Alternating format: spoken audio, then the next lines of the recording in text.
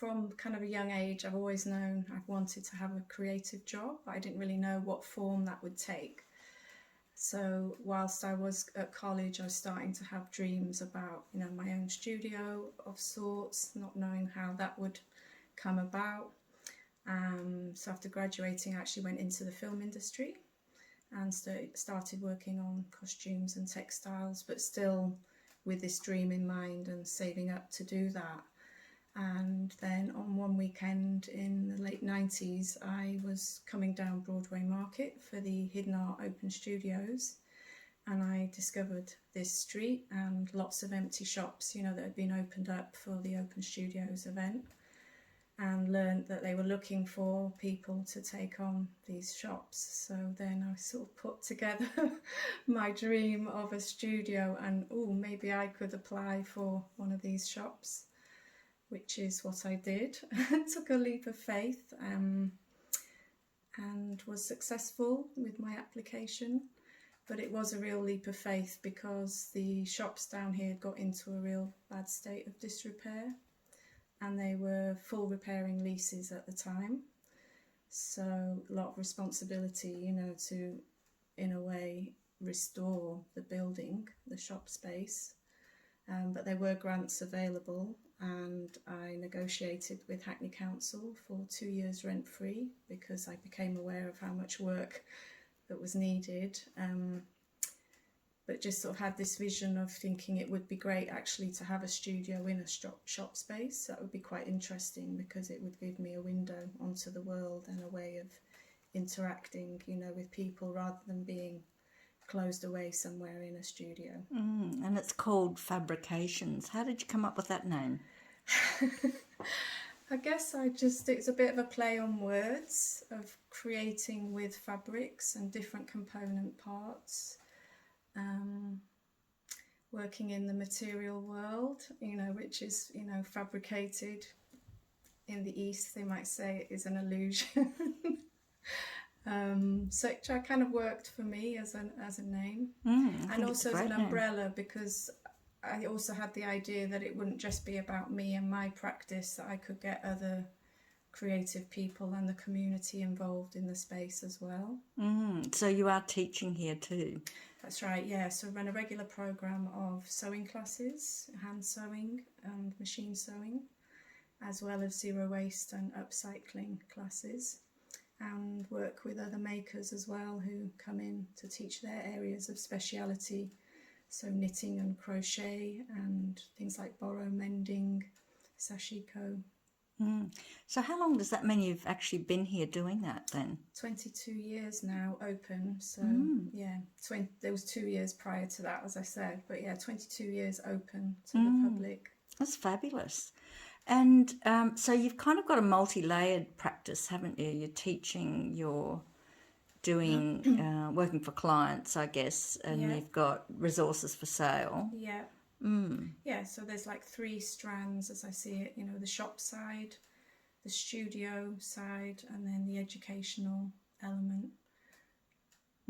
And where I mean, you only teach here, or do you teach other places as well? Well, prior to the pandemic, I was getting invited to different events. So during that time, I've worked with lots of different groups, community groups, more other educational organisations, galleries, festivals, a lot of local authorities as well. I think I previously mentioned that I worked with Love Your Clothes campaign here in the UK and went around most of the London boroughs teaching sewing skills, because they'd identified, you know, that a lot of people were not having the opportunity to learn these skills, and actually that was a cause for a lot of our clothing waste. So even just people being able to sew on a button or adjust a hem, you know, they'd identified that through their research, so they felt it was a good course of action to be able to offer the different boroughs workshops. And are you finding that too, that there's a lot of people wanting to learn to sew? Like, for example, when I was here earlier, you know, a mother of a 11-year-old child's booking a lesson and that sort of thing. Are you finding a lot more growing interest? Definitely, yeah, definitely. think also things like programs on the television like the Sewing Bee have really helped stimulate that interest. So it's a new generation, but also people that maybe used to sew and are kind of reconnecting with these techniques and, you know, wanting to sew again. So there's lots of different reasons why, and also, you know, not all young people are getting the opportunity to learn in school. So there seems to be, the interest, but maybe not always the facilities available. So seem to be attracting lots of different kinds of people here. Yeah. And can you talk about perhaps the health and wellbeing benefits of being able to sew something? What are you finding people's reactions? Yes, I think especially during the lockdown, a lot of people did sort of take up sewing, and were finding it was very good for their mental well-being, and also kind of keeping you quite calm during a time of uncertainty. I think more so with the hand sewing, because that has a kind of a slower, I mean, I think learning on the machine is a process, and initially it's not always so calming. It can be a bit sticky and frustrating, and fears and doubts can come up, whereas I think with just the needle and thread and that slowing down, people maybe get that therapeutic, mindful benefit sooner. But then that does come with the sewing machine, and I feel it really cultivates concentration and attention and presence as well, which then filters through into daily life in other ways. Also patience is a great virtue that's developed through sewing. And what about the capacity to reduce textile waste, having skills? How do you feel that applies? Yeah, well, I think being able to mend your own clothes obviously makes the clothing last a lot longer.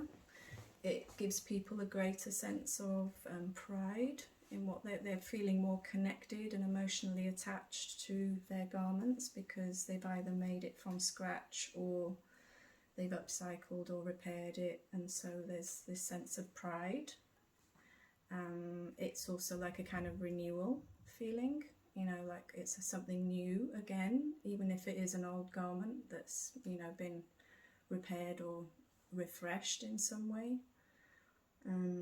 So it's all keeping things lasting a lot longer and a lot more value. And I'm noticing in the classes also there's the realization of the level of skill and effort required in making garments. So people start to realize, well, actually the things that I buy on the high street, someone somewhere has made that, and wow, there's a value to that, and I really respect that person more now because I have an understanding of the process.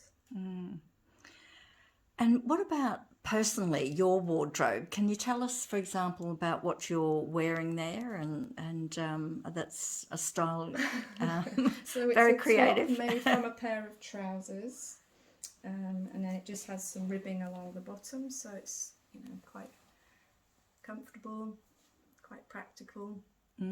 So as you've probably gathered, all of my wardrobe is either made from scratch, second-hand, or upcycled, renewed, repaired.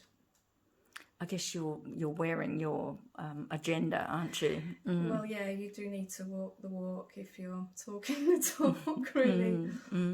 But it's something that's always been there before I set up my business as well. So I feel like the business was really a natural follow-on from the way I'd been brought up and the values really that had been passed on to me by my grandmothers, because they were obviously of that generation, the make, do and mend generation, and even after the war, you know, they kept up with those values. And do you find you've got many colleagues like that have those values, or do you feel across society that people are in too much of a hurry to think about that? I think it's a real mix. I mean, and obviously I'm aware of lots of people that have these values, so you can feel as if, oh yeah, the whole world is like this, you're in a bit of your own bubble with it. And I'm quite fortunate as well where I'm living. Hackney is a really green borough and quite progressive. So I think, again, you feel like, oh yeah, everyone around me. But actually, I think in reality that isn't the case, you know, and I do come into contact with other people that don't really understand, you know, recycling or upcycling, or, you know, actually it's rubbish, you know, and everything has a lifespan, which I agree. Life does have cycles, you know, but I do feel there's so much resource circulating that's still in really good condition, that hasn't really lived its full life yet, that, you know, is an amazing resource to work with. It's, you know, also very creative. I feel when you've got less to work with, you're more imaginative. You come up with solutions and ideas that maybe you wouldn't have come up with had you chosen to use new materials. And so do you personally find it valuable for your mental health to be engaging with your wardrobe?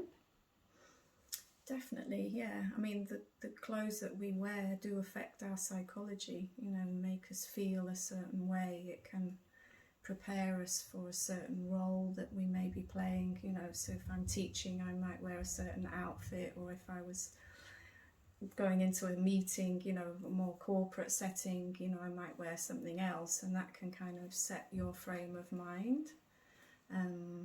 And then just sort of generally day to day, you know, I think it can, yeah, lift your mood, your spirit. And also I think that thing of, because you've made it, you're invested in it, it's a sort of internal joy as well, and connection, you know, it's clothes made for yourself. Just thinking about, I guess, the issues within society and the stress that's on the planet, what do you feel's driving some of that? Like, how can we change overconsumption and excess and all of that? So I think it starts deep within ourselves. As human beings, we need to work towards our higher potential. And by higher potential, I guess I'm referring to our spiritual nature rather than our animalistic nature. That we are nature, and that we are part of humanity, and that the earth is a living being, and we are part of that living being as well. And so by working towards these higher aspects in ourselves rather than our lower nature, which are the sort of impulses, the desires, the selfishness born from ignorance, really, and maybe our conditioning, our mistaken beliefs, you know, what's going on in our mindset. So what do you think are some of the things that drive that? What drives us to be disconnected, I guess? It's a very deep question, because we are part of nature. I think we just need to acknowledge that and reconnect. You know, I think it's finding ways back to, if you have disconnected, I guess the awareness first of all needs to come in. And because if we're not aware of that, then we're going to be carrying on blindly and driven by these inner forces, you know. So I think when the light of awareness comes in, we kind of can then work on ourselves, and that has an effect on the way we then interrelate with each other and also with the planet. So what brings the light in? Whole, and there's a wholeness. So you perhaps are not influenced so much by outside forces. And does that drive your work in a way? You've done some serious reflection, I guess, to get where you are with your business. Well, it's an ongoing journey, yeah. Each day I'm learning, and I'm open to learning and unlearning, as it's said, because we are all conditioned in different ways, and it's like this unraveling and unpicking of what we thought was ourselves. to get to what is the self, which actually is perfect and whole and is life. How much of the working with your hands do you think contributes to your ability to think and express like this? Yeah, I think it's very important. The hands and the heart are connected, and I think it creates a space for reflection. So I feel very at peace and at one when I'm making, and it creates a space to allow to be. I was going to say thoughts, but actually it's just being, because it's a space beyond thinking. So it's actually about simplicity too, isn't it? Living simply. Mm-hmm. And with what is, and appreciating what is, and being grateful for what is. Mm. So we've got not, putting expectations or, I want, I need, but actually this is where I am, this is what I have, and I'm very grateful for that, and I'm going to look after that, and I'm going to care for that. And your reuse of existing resources reflects that, doesn't it? Trying to, yeah, because it's working with what's there already. I think I mentioned previously the things like the Remember Me service as well. It's with working with people with their items of clothing from lost loved ones or children's items, and that's very powerful as well. It's very transformative. So I do see quite a philosophical side to this reuse way of working. Tell me more about that Remember Me. So yeah, it's a special service I've been offering through the shop where people can bring their special clothes and textiles, and then I work with that person to create a special object. So it might be a cushion or a quilt or an item of clothing. And it's a process, it takes time with that person. We talk about the garment or the items, and we create something together that's personal for them, and it's a very therapeutic process. Although I'm making and facilitating for the person that then receives that item or has been involved with me through the design and making, they find it very joyful and very healing. That's really about the memory in cloth too, isn't it? Definitely, yeah. So yeah, it carries lots of stories, and obviously if it's a lost loved one, the clothes embody that person. The clothes are so intimate, so often they will still smell of that person, and then the sort of memories that are triggered by the smell and seeing the item. So I think it helps people kind of process certain emotions and certain grief as well.